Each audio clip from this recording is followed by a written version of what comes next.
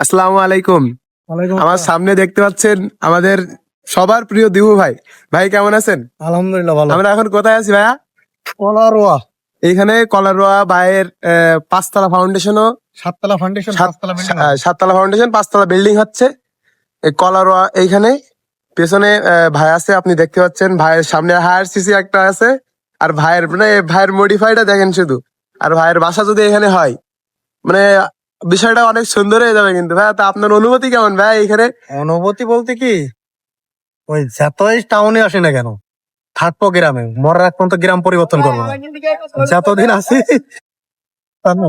যতদিন আসি ততদিন গ্রামে থাকবো, কারণ আমার গ্রামের বাড়ি হচ্ছে আমার গ্রামের মধ্যে নাম করা বাড়ি। হ্যাঁ, আমার উপরে আল্লাহর মধ্যে করতে পারিনি। ইনশাল্লাহ। আর টাউনে এটা করতেছি সম্পদ, আর একটা টাউনে বাড়ি থাকা একটা ইচ্ছা, তাই মানে একটা ইচ্ছা। তো দিবু ভাইয়ের সাততলা ফাউন্ডেশনে পাঁচতলা বিল্ডিং হচ্ছে এখানে কলারোয়া।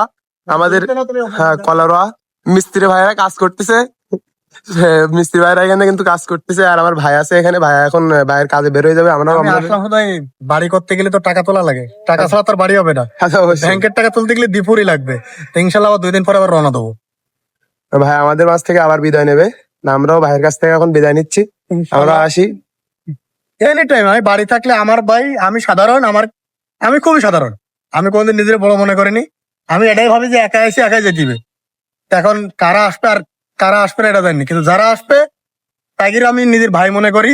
এমনকি আমার সামনে যারা বিপদে পড়বে তাকে সবসময় পাশে থাকার চেষ্টা করবো, ইনশাল্লাহ। ইনশাল্লাহ। আচ্ছা, ঠিক আছে। আসসালামু ইনশাল্লাহ, আলাইকুম। তোমরা আবার এসো। ওকে ভাই। আবার এসো, ভয় না। ও ভালো কি তাহলে।